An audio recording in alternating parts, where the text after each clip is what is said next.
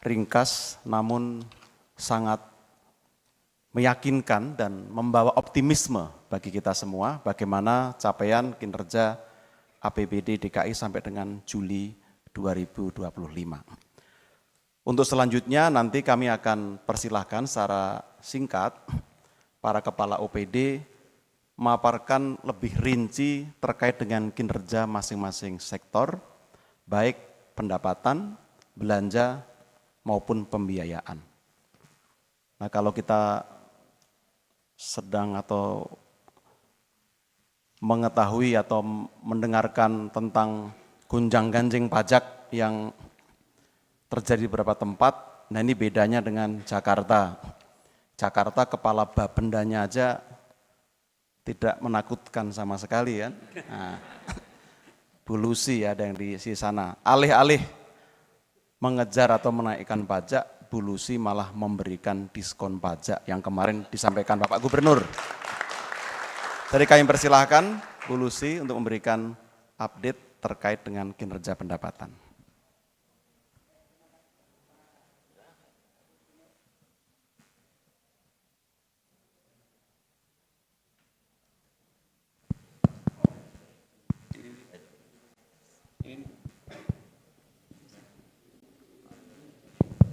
Baik, terima kasih Pak Justinus. Mungkin izin Pak Gubernur untuk terkait dengan kinerja pendapatan melengkapi tadi yang sudah disampaikan oleh Bapak. Dapat kami sampaikan, pertama marilah kita panjatkan puji syukur. Alhamdulillah untuk pajak DKI sampai dengan hari ini masih di atas pertumbuhannya dibandingkan dengan tahun lalu. Dan tadi disampaikan oleh Pak Gubernur, mudah-mudahan sampai dengan akhir tahun juga tidak ada gonjang-ganjing terkait dengan pajak daerah. Pada kesempatan ini dapat kami sampaikan untuk kinerja pendapatan daerah, dapat total pendapatan daerah, untuk pendapatan PAD-nya sampai dengan tanggal 31 Juli realisasinya adalah 31,52 triliun dengan rincian pajak daerah 27,57 triliun atau 57,46% pada tanggal 31 Juli. Dapat kami sampaikan pada kesempatan hari ini Pak, sore ini melaporkan untuk sampai dengan tadi pagi sudah 63%. Jadi memang dari sisi pertumbuhan dibandingkan dengan tahun lalu untuk pendapatan daerah khususnya pajak tumbuh 23,75%, sedangkan untuk retribusi tumbuh 16,46%. Jadi secara keseluruhan kalau kita lihat sampai dengan tanggal 31 Juli baik dari sisi pendapatan pajak daerah maupun retribusi daerah di Jakarta tumbuh positif. Pada kesempatan ini juga kami sampaikan karena pendapatan daerah ditopang oleh dana transfer, dapat kami sampaikan bahwa dari dana transfer 26,13 triliun sampai dengan tanggal 31 Juli sudah terrealisasi 53,96% atau 14,10 triliun.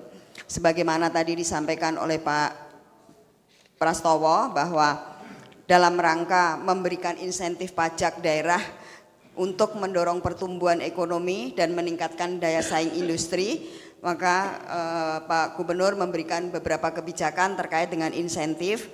Dapat kami laporkan sampai dengan tanggal 31 Juli 2025 dari realisasi pajak 27,7 triliun. Ini kalau kita lihat mungkin yang heboh saat ini adalah PPBP 2. Alhamdulillah sampai dengan tanggal 31 Juli kemarin kita berhasil mengkolek dari anggaran 10,5 triliun sudah kita realisasikan 9 triliun dan tidak ada gejolak apapun di wilayah DKI Jakarta.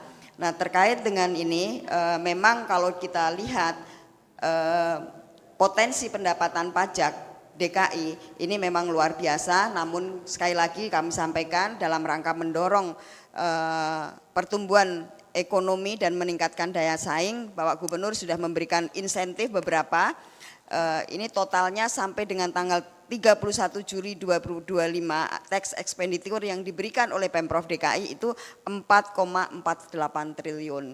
Ini terdiri dari untuk pajak kendaraan bermotor ini 422 12 miliar, 456 ini terdiri dari 100.427 kendaraan bermotor.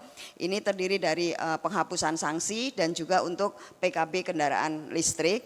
Kemudian PBBP 2 kita memberikan insentif atau tax expenditure-nya cukup besar, yaitu 2,7 triliun. Ini terdiri dari pembebasan yang sudah kita berikan, ini adalah 706 miliar, ini adalah pembebasan untuk rumah 2 miliar dengan nilai 2 miliar untuk rumah kepemilikan pertama. Kemudian pengurangan ini 1,031 triliun dan keringanan 963 miliar, 387.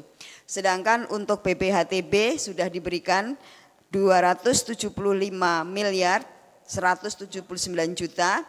Ini terdiri dari beberapa kondisi, yaitu untuk jual beli sendiri ada 199,940 karena memang di dalam Pergub diatur untuk jual beli rumah pertama dengan nilai di bawah 2 miliar ini adalah BPHTB-nya nihil. Ini peran pemerintah untuk bisa memberikan kesempatan masyarakat Jakarta untuk memiliki rumah. Kemudian untuk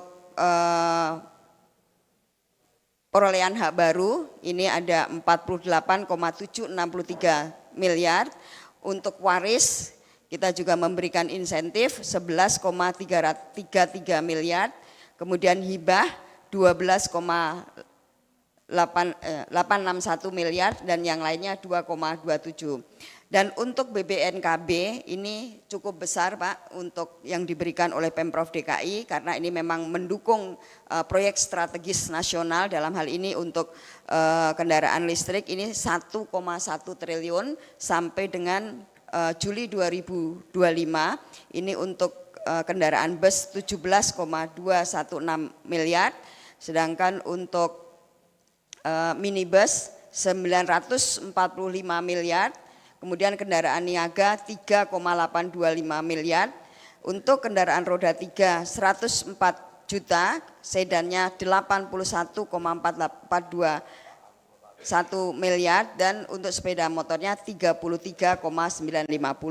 Demikian mungkin Pak Gubernur dapat kami sampaikan. Jadi meskipun kami memungut pajak, namun pemerintah DKI juga masih memikirkan terkait dengan bagaimana untuk mendorong pertumbuhan ekonomi sehingga muncul kebijakan-kebijakan terkait dengan pemberian insentif untuk mendorong masyarakat. Jadi insentif ini adalah berupa pajak yang tidak dipungut tapi langsung diberikan kepada masyarakat.